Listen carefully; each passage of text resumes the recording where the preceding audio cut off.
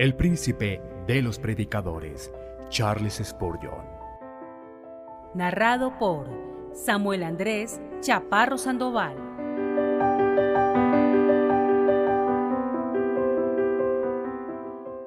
Las alegorías de Sara y Agar. Sermón predicado la mañana del domingo 2 de marzo 1856 por Charles Haddon Spurgeon en la capilla de New Park Street, Southwark, Londres. Pues estas mujeres son las dos pactos. Gálatas capítulo 4, versículo 24. No puede haber una mayor diferencia entre dos cosas en el mundo que la que existe entre la ley y la gracia.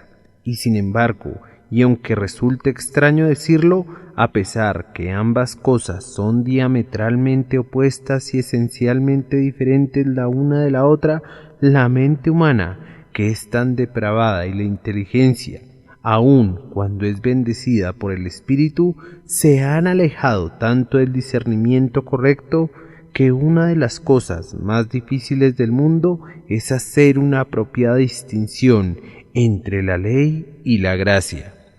Quien conoce esa diferencia y la recuerda continuamente, la diferencia fundamental entre ley y gracia, ha comprendido la esencia de la teología.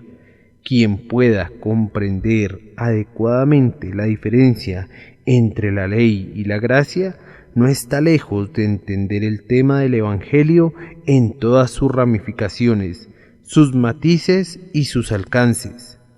En toda ciencia hay una parte que resulta muy sencilla y fácil una vez que la hemos aprendido, pero que al principio se mostraba como un difícil comienzo aún antes de entrar en materia.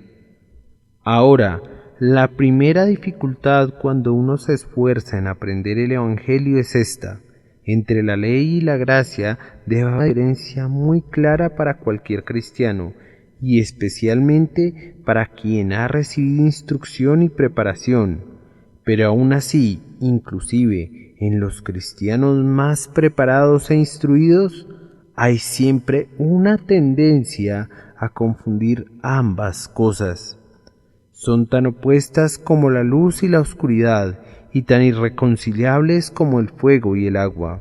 Sin embargo, el ser humano está perpetuamente esforzándose por hacer un compuesto de ambas cosas, a menudo por ignorancia, pero a veces voluntariamente.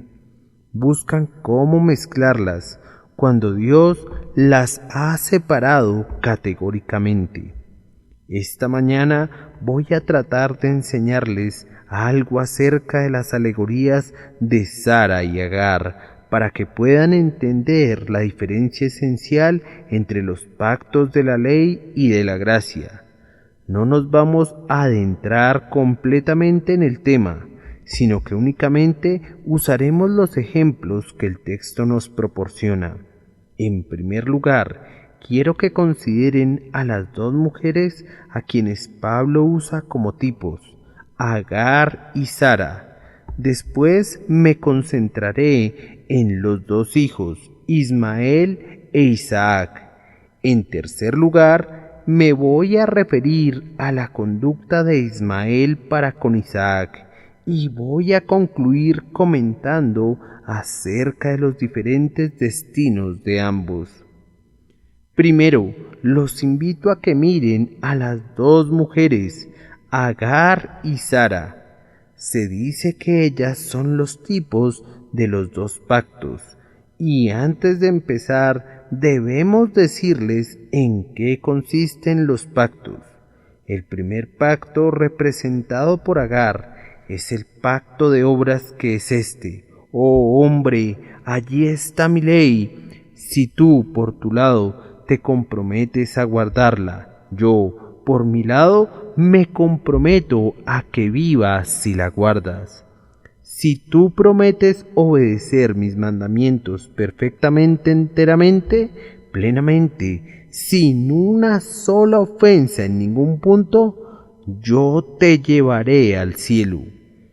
Pero escúchame bien: si tú violas algún mandamiento, si tú te rebelas contra una sola ordenanza, te voy a destruir para siempre. Ese es el pacto de Agar, el pacto promulgado en el Sinaí, en medio de la tempestad, fuego y humo, o más bien presentado antes que nada en el huerto del Edén, donde Dios le dijo a Adán: el día que de él comieres, ciertamente morirás. Mientras no comiera del árbol, sino que más bien permaneciera sin mancha y sin pecado, Adán tenía la garantía de vivir. Ese es el pacto de la ley, el pacto de Agar. El pacto de Sara es el pacto de gracia, no hecho entre Dios y el hombre, sino hecho entre Dios y Cristo Jesús, y que consiste en esto: Cristo Jesús, por su parte, se compromete a llevar el castigo de los pecados de todo su pueblo. Se compromete a morir, a pagar sus deudas, a cargar con las iniquidades sobre sus hombros. Y el Padre, por su parte, promete que todos aquellos por los que muera efectivamente el Hijo serán salvados con toda certeza, que viendo que ellos tienen corazones perversos, Él pondrá su ley en sus corazones, para que no se aparten de ella, y que viendo que tienen pecados, Él los pasará por alto y no los recordará más jamás. El pacto de obras será: oh hombre, haz esto y vivirás. Pero el pacto de gracia es: haz esto, oh Cristo, y tú, hombre, vivirás.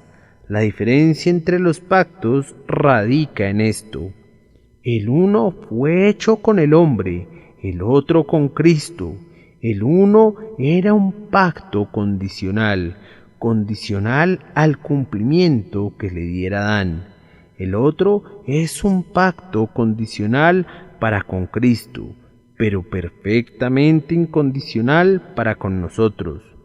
No hay ningún tipo de condiciones en el pacto de la gracia, o si existen condiciones, el propio pacto las satisface. El pacto da fe, da arrepentimiento, da buenas obras de salvación, como un pacto puramente incondicional y gratuito. Tampoco nuestra permanencia en ese pacto depende de nosotros en el menor grado. El pacto fue hecho por Dios con Cristo, firmado, sellado, ratificado y en todas las cosas ordenado correctamente. Ahora vayamos y miremos la alegoría. En primer lugar, quisiera que vieran que Sara, que es el tipo del nuevo pacto de la gracia, fue la esposa original de Abraham. Antes que él conociera algo acerca de Agar, Sara es su esposa. El pacto de gracia era, después de todo, el pacto original. Hay un pacto con él, que el hombre pecó y que como algún tipo de reconsideración posterior, Dios hizo un nuevo pacto con Cristo para la salvación de su pueblo. Pero eso es un error total.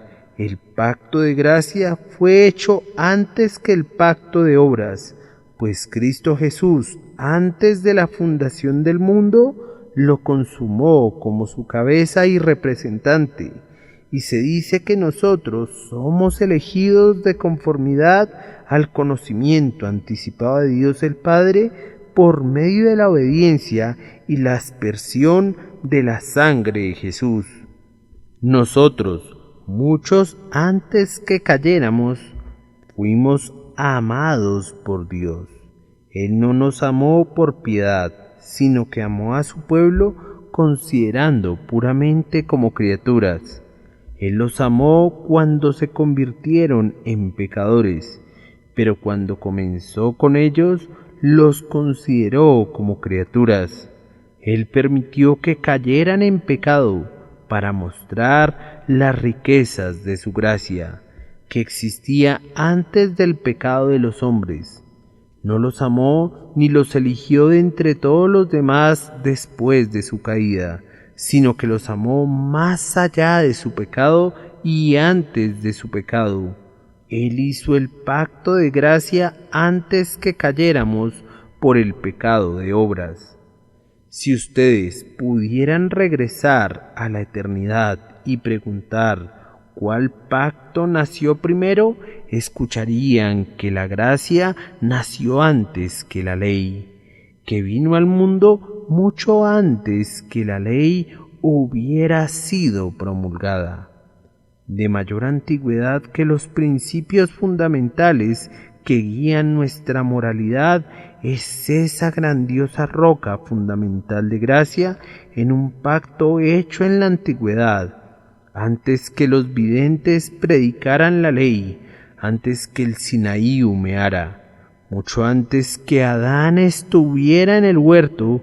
Dios había ordenado a su pueblo para vida eterna, para que pudiera ser salvado por medio de Jesús.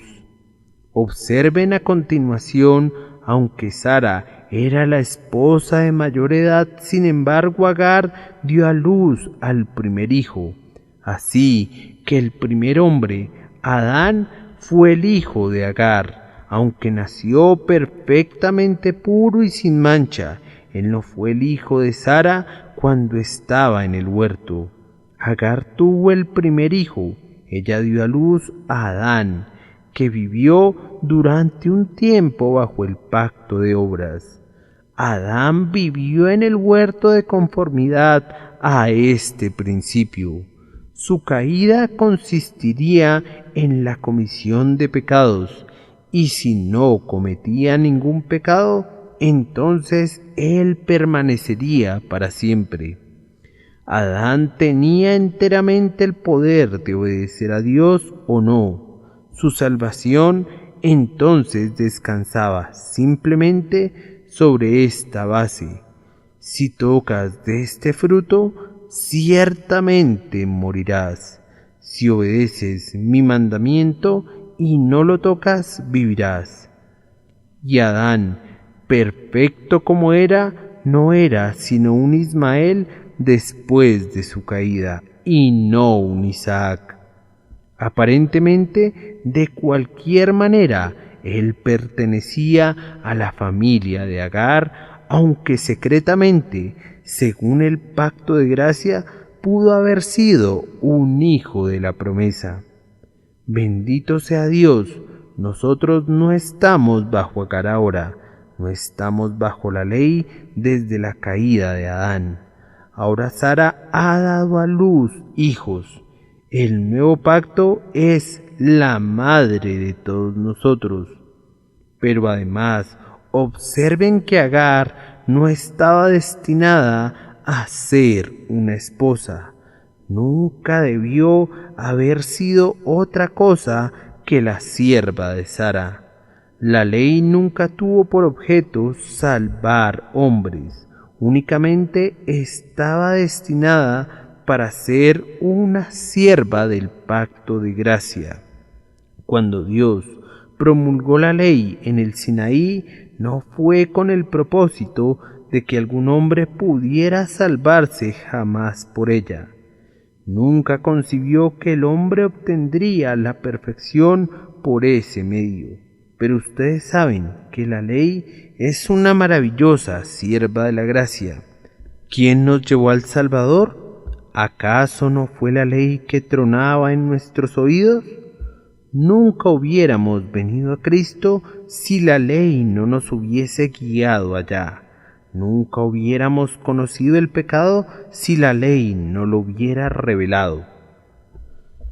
La ley es la sierva de Sara que barre nuestros corazones y hace que el polvo se levante para que nosotros pidamos a gritos que la sangre sea rociada sobre nosotros para aplacar el polvo. La ley es, por decirlo así, el perro pastor de Jesucristo que va tras sus ovejas y las trae al redil. La ley es el rayo que aterra a los impíos y los conduce a volverse del error de sus pasos y a buscar a Dios. Ah, si supiéramos cómo usar la ley correctamente, si entendiéramos cómo colocarla en un lugar adecuado y hacerla obediente a su señora, todo estaría muy bien. Pero esta Agar siempre estará deseando ser la señora, como Sara, pero Sara jamás permitirá eso, sino que se cerciorará de tratarla duramente y echarla fuera. Nosotros debemos hacer lo mismo y que nadie nos critique si tratamos a la familia de Agar con dureza en estos días. Si a veces decimos cosas severas contra quienes ponen su confianza en las obras de la ley, vamos a citar a Sara como nuestro ejemplo. Ella trató duramente a Agar y así lo haremos nosotros. Queremos hacer que Agar huya al desierto. No queremos tener tratos con ella. Sin embargo, es algo muy notable que a pesar que Agar es tosca y fea, los hombres siempre tienen un mayor amor por ella que el que sienten por Sara, y están inclinados a exclamar continuamente: Agar, tú serás mi señora, en lugar de decir: Sara, yo seré tu hijo y Agar será la esclava. ¿Dónde está la ley de Dios ahora? ¿No está por encima del cristiano? Está por debajo del cristiano. Algunos hombres sostienen la ley de Dios como una vara intorrerem, en terror, sobre los cristianos y dicen: si tú pecas, serás castigado con esta vara. ¿No es así? La ley está bajo el cristiano. Es para que se apoye en ella, para que sea su guía, su regla, su modelo. No estamos bajo la ley, sino bajo la gracia. La ley es el camino que nos guía, no la vara que conduce ni el espíritu que nos impulsa. La ley es buena y excelente, si guarda su lugar. Nadie critica a la sierva, puesto que no es la esposa, y nadie desprecia a Agar, puesto que no es Sara. Si ella simplemente hubiera recordado su trabajo, todo hubiera ido bien, y su señora nunca la habría echado. No queremos echar fuera de las iglesias a la ley, siempre y cuando sea mantenida en su posición correcta. Pero cuando es elevada al rango de señora, fuera con ella. Nosotros no aceptaremos el legalismo. Además, Agar nunca fue una mujer libre y Sara nunca fue una esclava. Entonces, amados, el pacto de obras nunca fue libre, ni ninguno de sus hijos fue libre jamás. Todos aquellos que confían en sus obras no son libres nunca y nunca podrán serlo, aunque llegaran a ser perfectos en buenas obras. Aun si no tuvieran pecado, continúan siendo esclavos, pues cuando hubiéremos hecho todo lo que teníamos que haber hecho, Dios no sería nuestro deudor, sino que nosotros todavía seríamos deudores de Él y permaneceríamos como esclavos. Si yo pudiera guardar toda la ley de Dios, no tendría ningún derecho a mi favor, pues habría cumplido únicamente con mi deber y todavía sería un esclavo. La ley es el amo más riguroso del mundo, y ningún hombre sabio querría servirle, pues después de todo lo que hubieras hecho, la ley nunca te daría un gracias por ello, sino que diría: continúe, Señor, continúe. El pobre pecador que intenta ser salvado por la ley es como un caballo ciego que da vueltas y más vueltas alrededor de un molino sin dar nunca un paso más allá, y que solo recibe latigazos continuamente. Sí, entre más rápido vaya, más trabajo hace, más se cansa y le va peor. Entre más legalista sea un hombre, más segura será su condenación.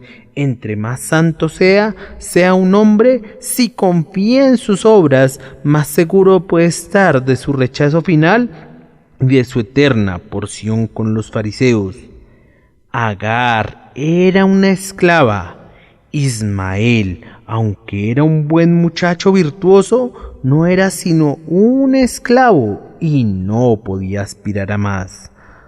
Todos los trabajos que desempeñaba para su padre no podían convertirlo en un hijo nacido en libertad. Sara nunca fue esclava. Ella pudo eventualmente ser tomada prisionera por Faraón, pero aún en esa condición no fue una esclava. Su esposo pudo negarla ocasionalmente, pero ella continuaba siendo su esposa. Pronto fue reconocida por su esposo, y pronto Faraón fue obligada a devolverla. Así el pacto de la gracia podría dar la impresión de estar en peligro alguna vez y su representante podría clamar: Padre mío, si es posible, pase de mí esta copa.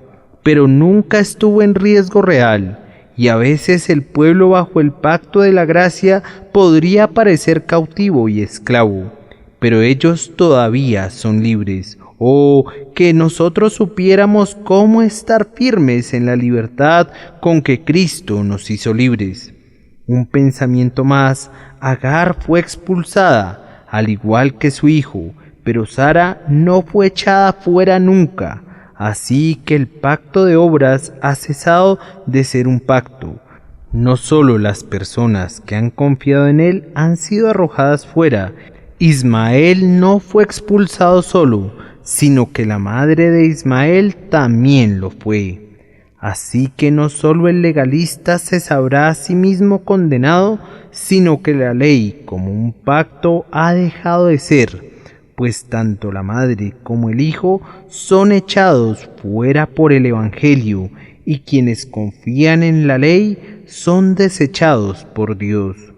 Ustedes preguntan hoy: ¿quién es la esposa de Abraham? Pues Sara. ¿Acaso no duerme al lado de su marido en la cueva de Macpela en este instante? Allí descansa ella, y si descansara allí por los próximos 1000 años, ella sería todavía la esposa de Abraham, mientras que Agar jamás podrá serlo. Oh, cuán dulce es saber que el pacto celebrado en la antigüedad fue en todas las cosas perfecto y nunca, nunca será invalidado. ¿No es así mi casa para con Dios? Sin embargo, Él ha hecho conmigo pacto perpetuo, ordenando en todas las cosas, y será guardado. A ustedes legalistas, no me sorprende que enseñen la doctrina de que se puede perder la salvación, pues eso es consistente con su teología. Por supuesto que Agar tiene que ser echada fuera e Ismael también, pero nosotros que predicamos el pacto de salvación gratuita y plena, sabemos que Isaac nunca será echado fuera y que Sara nunca dejará de ser la amiga y esposa de Abraham. Ustedes que pertenecen a la familia de Agar, ustedes ceremonialistas, ustedes hipócritas, ustedes formalistas, ¿de qué les servirá cuando digan al final: ¿dónde está mi madre? ¿Dónde está mi madre la ley? Oh, ella es echada fuera, y tú te puedes unir a ella en el olvido eterno. Pero el cristiano puede preguntar al final: ¿dónde está mi madre? Y se dirá: allí está la madre de los fieles, la Jerusalén de arriba, la cual es madre de todos nosotros, y entraremos y habitaremos con nuestro Padre y nuestro Dios. Ahora vamos a considerar a los dos hijos. Mientras que las dos mujeres eran un tipo de los dos pactos, los dos hijos eran un tipo de quienes viven bajo cada uno de los pactos.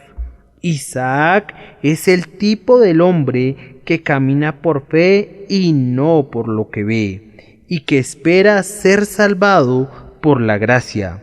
Ismael es el tipo de hombre que vive por obras y espera ser salvado por sus propias buenas acciones. Consideremos a ambos. En primer lugar, Ismael es el mayor. Entonces, amados, el legalista es mucho mayor que el cristiano. Si yo fuera un legalista hoy, sería algunos 15 o 16 años mayor de lo que soy como cristiano, pues todos nacemos como legalistas. Hablando de los arminianos, Whitefield decía: todos nosotros nacemos arminianos. La gracia es la que nos torna calvinistas. La gracia nos vuelve cristianos. La gracia nos hace libres y nos permite conocer nuestra posición en Cristo Jesús. Debe esperarse entonces que el legalista tenga mayor poder de argumentación que Isaac. Y cuando los dos muchachos están luchando, naturalmente Isaac cae derribado, pues Ismael es más corpulento. Y debemos esperar que vamos a escuchar que Ismael hace el mayor ruido, pues él es hombre fiero, su mano es contra todos y la mano de todos contra él, mientras que Isaac es un joven pacífico. Él siempre apoya a su madre y cuando se burlan de él, va y le dice a su madre que Ismael se burló de él. Pero eso es todo lo que puede hacer. Él no posee mucha fuerza. Lo mismo pueden observar ustedes el día de hoy. Los ismaelitas son generalmente los más fuertes y nos pueden derribar violentamente cuando argumentamos con ellos. De hecho, ellos se jactan y se glorían porque los Isaacs no tienen mucho poder de razonamiento, no tienen mucha lógica. No, Isaac no necesita eso, pues él es un heredero según la promesa y la lógica no se llevan mucho. Su lógica es su fe, su retórica es su entrega. Nunca esperen que el Evangelio resulte victorioso mientras estén disputando a la manera de los hombres. Más bien esperen ser vituperados. Si ustedes argumentan con un legalista y él gana, digan: yo esperaba eso. Eso demuestra que yo soy un Isaac. Pues con toda seguridad Ismael dará a Isaac una paliza, y yo no lo lamento para nada. Tu padre y tu madre estaban en la plenitud de su vigor y eran fuertes. Entonces fue natural que me dominaras, pues mi padre y mi madre eran bastante viejos. Pero ¿cuál era la diferencia entre los dos muchachos en su apariencia externa? No existía ninguna diferencia entre ellos en cuanto a las ordenanzas, pues ambos fueron circuncidados. No había ninguna distinción en la relación con las señales externas y visibles. Así, mis carísimos hermanos, a menudo no hay ninguna diferencia entre Ismael e Isaac, entre el legalista y el cristiano, en materia de ceremonias externas. El legalista toma el sacramento y es bautizado. Él tendría temor de morir sin hacer eso. Y yo creo que no había mucha diferencia en cuanto al carácter de ellos. Ismael era un hombre casi tan bueno y honorable como Isaac, y la Escritura no dice nada en su contra. En verdad, yo estoy inclinado a creer que él era un muchacho especialmente bueno, basado en el hecho que cuando Dios dio una bendición diciendo: yo estableceré mi pacto con Isaac, Abraham pidió: ojalá Ismael viva delante de ti. Él suplicó a Dios por Ismael, porque amaba al muchacho, indudablemente por su disposición. Dios respondió: sí, yo le voy a dar a Ismael tal y tal bendición. Él será padre de príncipes y él tendrá bendiciones temporales. Pero Dios no se hería ni por la oración de Abraham. Y cuando Sara estaba muy enojada, ¿cómo debe haber estado ese día cuando echó a Agar fuera de su casa? Se dice: este dicho pareció grave en gran manera a Abraham a causa de su hijo.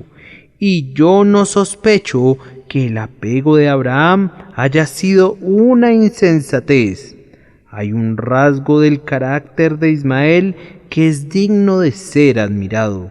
Cuando Abraham murió, no le heredó a Ismael ni un pedazo de madera, ni una piedra, pues ya le había dado previamente su porción antes de despedirlo. Sin embargo, Ismael participó en los funerales de su padre, pues se dice que sus hijos Ismael e Isaac lo enterraron en Macpela. Parecería que solo sabían unas pequeñas diferencias en el carácter de los dos. Así que, amadísimos hermanos, hay poca diferencia entre los legalistas y el cristiano en su aspecto exterior. Ambos son los hijos visibles de Abraham.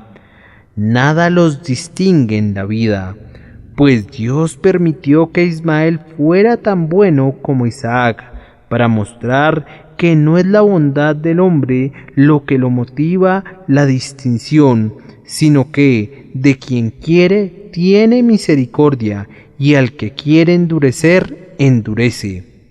Entonces, ¿cuál era la distinción? Pablo nos ha dicho que el primero nació según la carne y el segundo por el Espíritu. El primero era un hijo natural, el otro un hijo espiritual. Pregunten al legalista: tú haces buenas obras, te has arrepentido, dices que guardas la ley y que no tienes necesidad de arrepentirte. Ahora, ¿de dónde sacaste tu fuerza? Tal vez él responda: de la gracia. Pero si le preguntaran qué quiere decir con eso, diría que él usó la gracia. Él poseía gracia y lo usó. Entonces, la diferencia consiste en que tú usaste tu gracia y los otros no. Sí, bien, entonces es debido a tus acciones. Puedes llamarlo gracia o puedes llamarlo mostaza. Después de todo, no fue la gracia, pues fue el hecho que la usaras, dices, lo que hizo la diferencia. Pero pregunten al pobre Isaac cómo ha guardado la ley y qué responde. Muy mal, ciertamente. Isaac, ¿eres un pecador? Oh, sí, y excesivamente grande. Me he rebelado contra mi padre un sinnúmero de veces. A menudo me he apartado de él. Entonces, ¿no te consideras tan bueno como Ismael? ¿No es cierto? No. Pero sin embargo, hay una diferencia entre tú y él. Después de todo, ¿cuál ha sido la diferencia? Pues la gracia me ha hecho diferente, porque Ismael no es un Isaac. ¿Podría Ismael haber sido un Isaac? No, responde Isaac. Fue Dios quien me hizo diferente, de principio a fin. Él me hizo un hijo de la promesa antes que yo naciera, y Él me debe guardar así. La gracia coronará toda la obra a lo largo de días sin fin. Coloca en el cielo la última piedra, y muy bien merece toda la alabanza. Isaac realmente tiene más buenas obras en ese sentido no está colocado por detrás de Ismael. Cuando es convertido, trabaja para servir a su padre, de ser posible, mucho más de lo que el legalista trabaja para servir a su amo. Pero aún así, sin duda, si escucharan ambos relatos, sabrían que Isaac dice que él era un pobre pecador miserable, mientras que Ismael se presentaría como un muy honorable caballero farisaico. La diferencia no reside en el trabajo, sin embargo, sino en los motivos, no en la vida, sino en los medios de sostener esa vida, no tanto en lo que hacen, sino más bien en cómo lo hacen. Entonces, aquí está la diferencia entre algunos de ustedes, no que ustedes los legalistas sean peores que los cristianos. A menudo sus vidas pueden ser mejores, pero sin embargo, ustedes pueden perderse. ¿Acaso se quejan de eso como algo injusto? Para nada. Dios dice que los hombres deben ser salvados por fe, y si ustedes dicen, no, yo seré salvo por las obras, pueden intentarlo, pero estarán perdidos para siempre. Es como si tuvieran un sirviente y le dijeran, Juan, ve a hacer tal y tal cosa al establo, pero él va y hace lo contrario, y luego dice, Señor, lo hice muy bien. Sí, dirían ustedes, pero eso no es lo que te pedí que hicieras. Así Dios no te ha dicho que ganes tu salvación por medio de buenas obras, sino que Él ha dicho, ocupaos en vuestra salvación con temor y temblor, porque Dios es el que en vosotros produce así el querer como el hacer por su buena voluntad. De tal forma que cuando se presenten ante Dios con sus buenas obras, Él dirá, yo nunca te pedí que hicieras eso. Yo dije, el que creyere en el Señor Jesucristo y fuere bautizado, será salvo. Ah, dirás tú, yo pensé que mi propia manera era mucho mejor. Amigo, tú estarás perdido por andar pensando a tu manera. ¿Qué pues diremos? Que los gentiles que no iban tras la justicia han alcanzado la justicia, mas Israel, que iba tras una ley de justicia, no la alcanzó. ¿Por qué? Porque iban tras ella no por fe, sino como por obras de la ley. Ahora diré brevemente una palabra o dos sobre la conducta de Ismael para con Isaac. Sabemos que Ismael se burlaba de Isaac. Queridos hijos de Agar, ¿acaso algunos de ustedes no se han sentido sumamente irritados cuando han oído esta doctrina? Han dicho, es espantoso, es horrible, es muy injusto que yo pueda ser tan bueno como quiera, pero si no soy un hijo de la promesa, no puedo ser salvo. Es realmente horroroso, es una doctrina inmoral, causa mucho daño y debería ser suprimida. Por supuesto, eso demuestra que tú eres un Ismael. Por supuesto que Ismael se burlará de Isaac y no necesitamos otra explicación. Donde se predica la pura soberanía de Dios, donde se sostiene que el hijo de la promesa y no el hijo de la carne es el heredero, el hijo de la carne siempre hace un alboroto acerca de ello. ¿Qué le dijo Ismael a Isaac? ¿Qué tienes que hacer tú aquí? ¿Acaso no soy yo el hijo mayor de mi padre?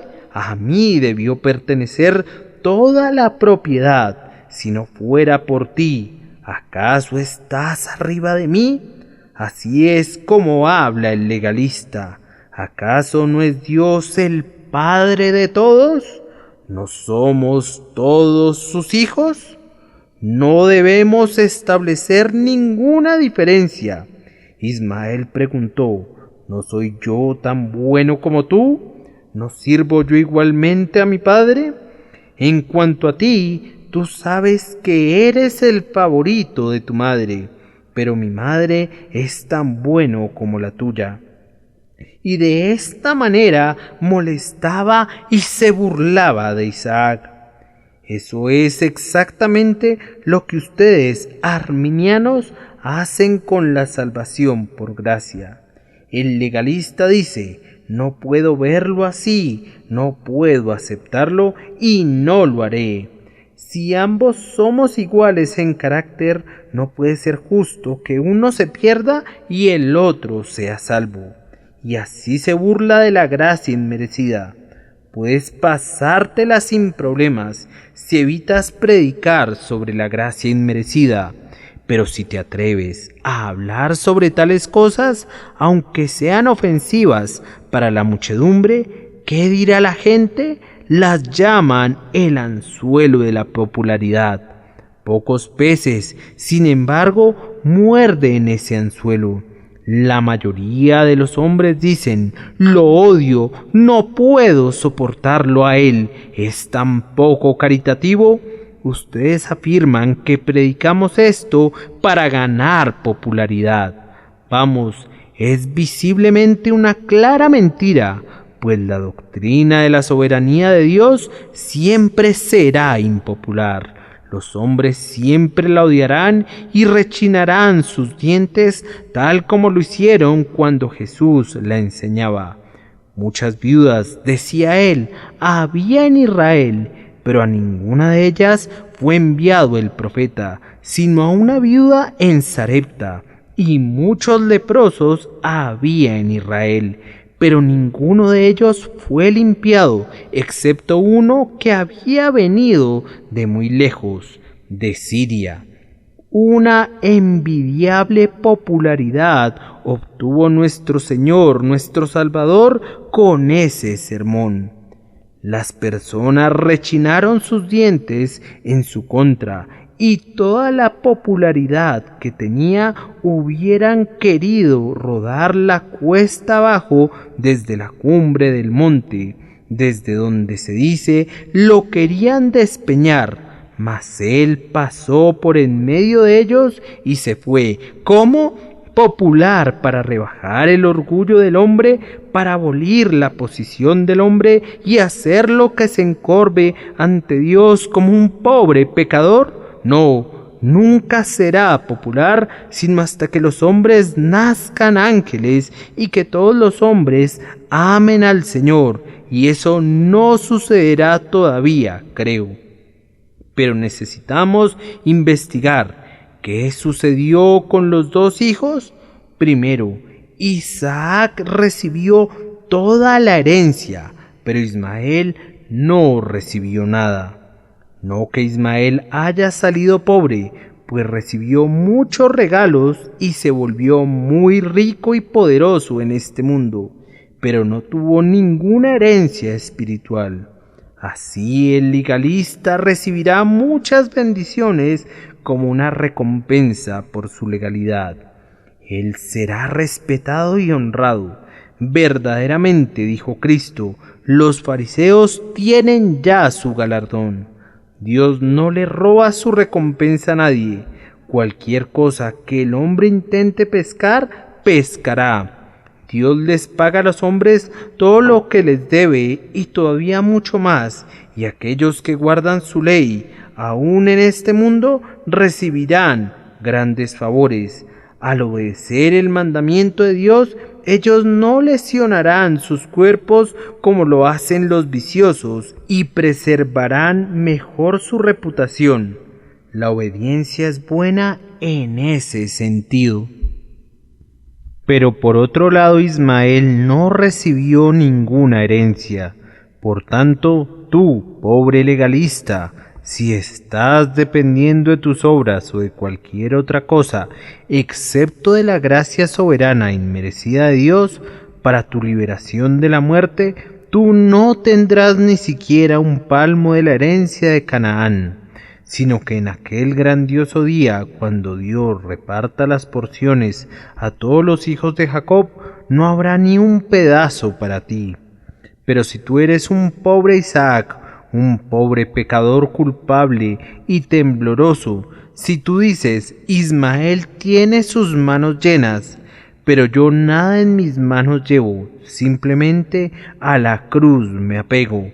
Si tú dices, en este día, yo no soy absolutamente nada, pero Jesucristo es mi todo en todo. Si tú renuncias a todas las obras de la carne y confiesas, yo soy el primero de los pecadores, pero soy el Hijo de la promesa y Jesús murió por mí, tú tendrás una herencia y no te la robarán todas las burlas de quienes son Ismael en el mundo, ni será disminuida por los hijos de Agar.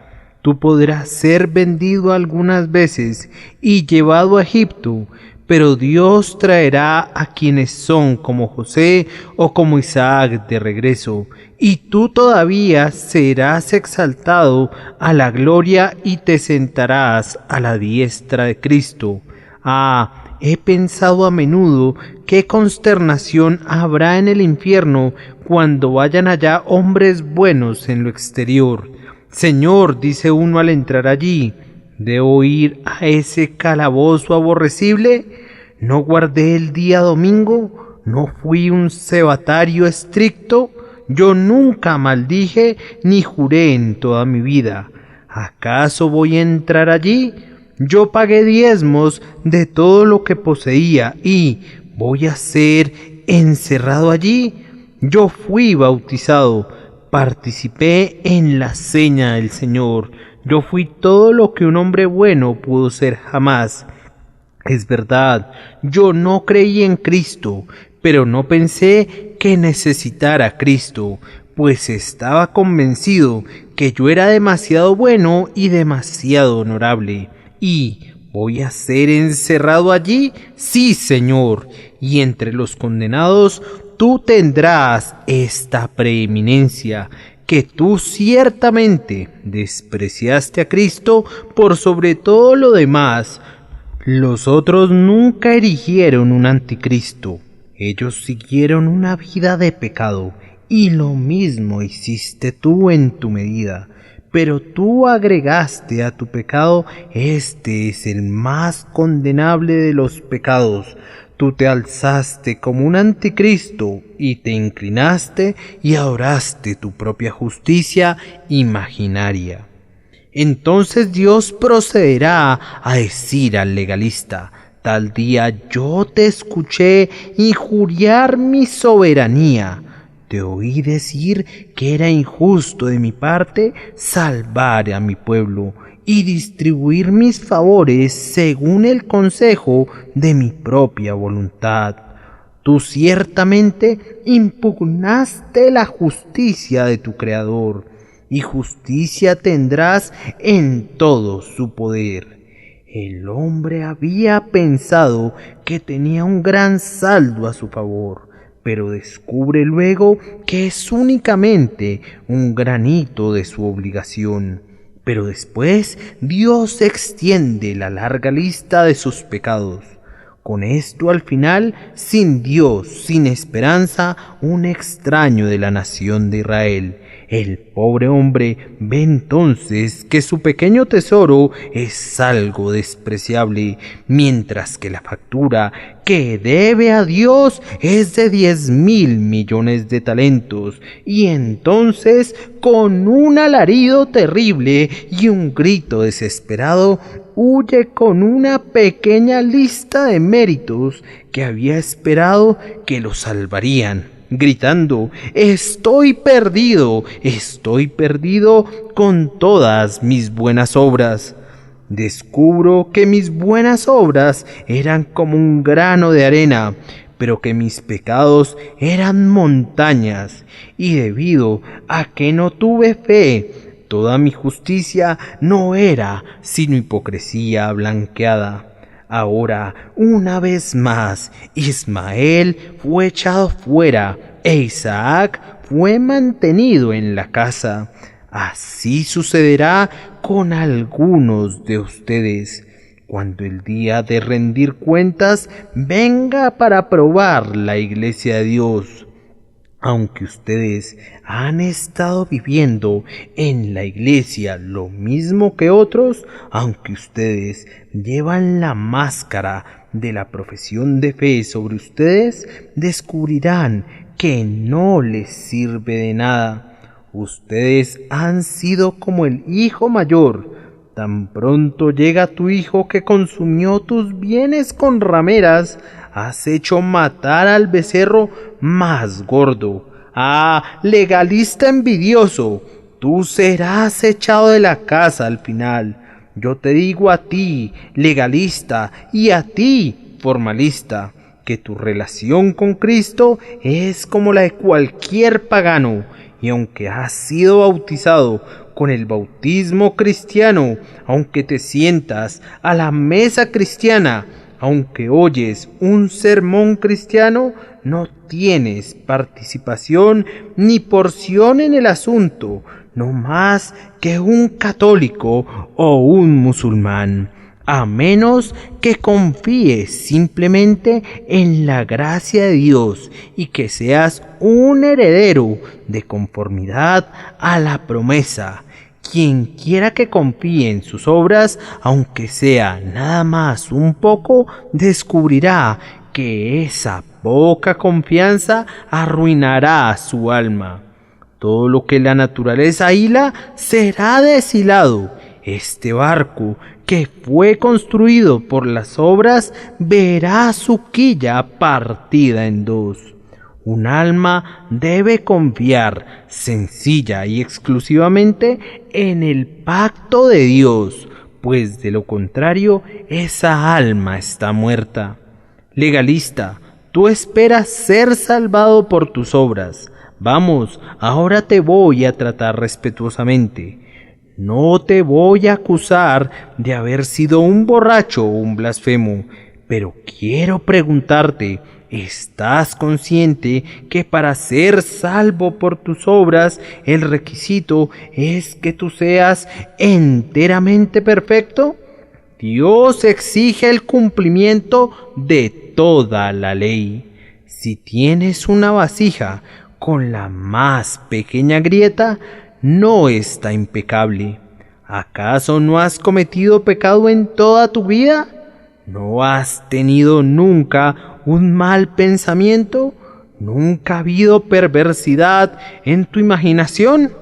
Vamos, amigo, yo no supondría que has manchado esos blancos guantes de cabritilla con algo así como lujuria o carnalidad, o que tu fina boca, que usa ese lenguaje tan casto, haya condescendido a algún juramento o algo parecido a la lascivia.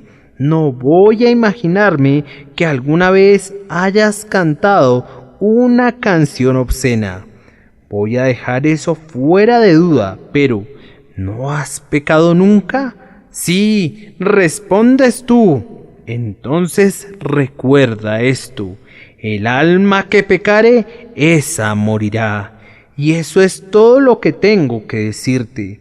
Pero si tú niegas que has pecado alguna vez, sabes que si en el futuro cometes un solo pecado, aunque hayas vivido durante 70 años una vida perfecta, pero al final de esos 70 años cometes un pecado, ¿toda tu obediencia no valdría nada? Pues, porque cualquiera que guardare toda la ley, pero ofendiere en un punto, se hace culpable de todos.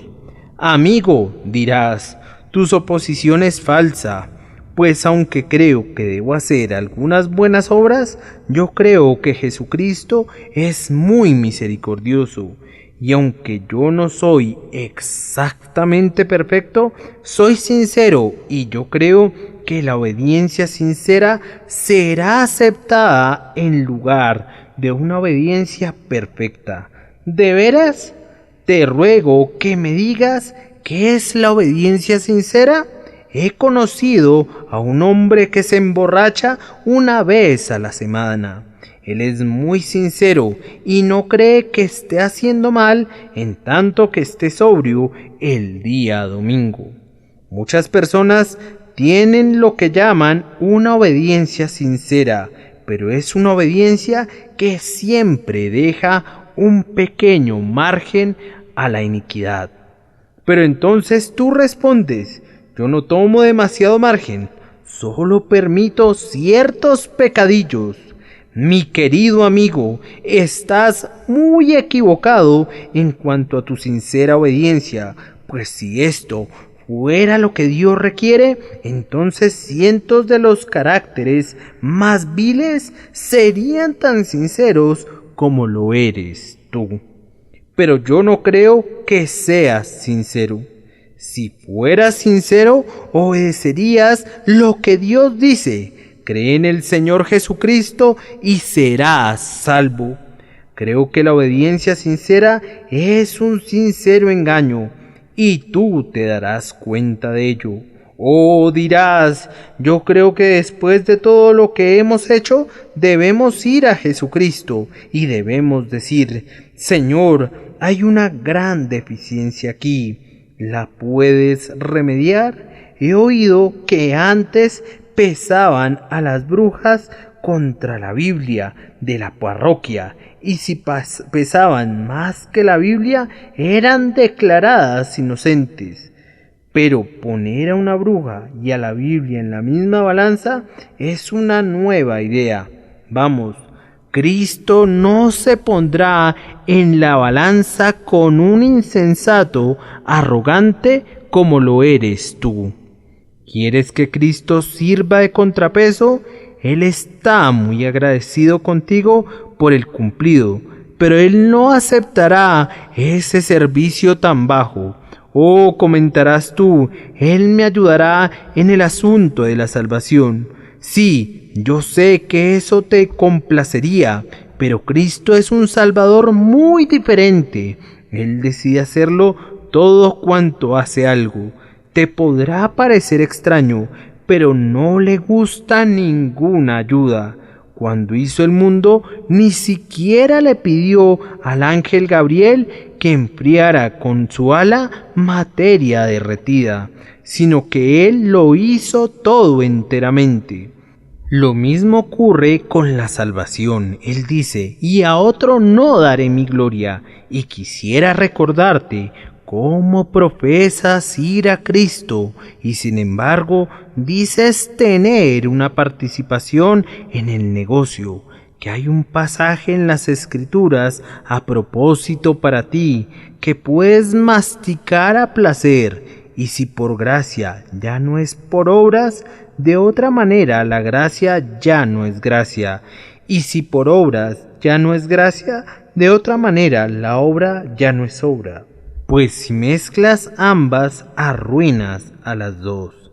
Vete a casa, amigo, y prepárate una mezcla de fuego y agua. Esfuérzate por mantener en tu casa a un león y a un cordero, y cuando hayas tenido éxito haciendo esto, dime que has logrado que las obras y la gracia estén de acuerdo. Y yo te responderé que me has dicho una mentira aún entonces, pues las dos cosas son tan esencialmente opuestas que eso no puede lograrse. A cualquiera de ustedes que deseche todas sus buenas obras y quiera venir a Jesús diciendo: nada, nada, nada, nada en mis manos llevo, simplemente a la cruz me apego. Cristo le dará suficientes buenas obras. Su Espíritu producirá en él tanto el querer como el hacer por su buena voluntad, y le hará santo y perfecto. Pero si te has esforzado por alcanzar la santidad fuera de Cristo, has comenzado por el punto equivocado. Has buscado la flor antes de tener una raíz, y tus esfuerzos son insensatos. Ustedes que son como Ismael, tiemblen ante él ahora. Si otros son como Isaac, que siempre recuerden que son hijos de la promesa, permanezcan firmes, no se dejen enredar por el yugo de la servidumbre. pues ustedes no están bajo la ley, sino bajo la gracia.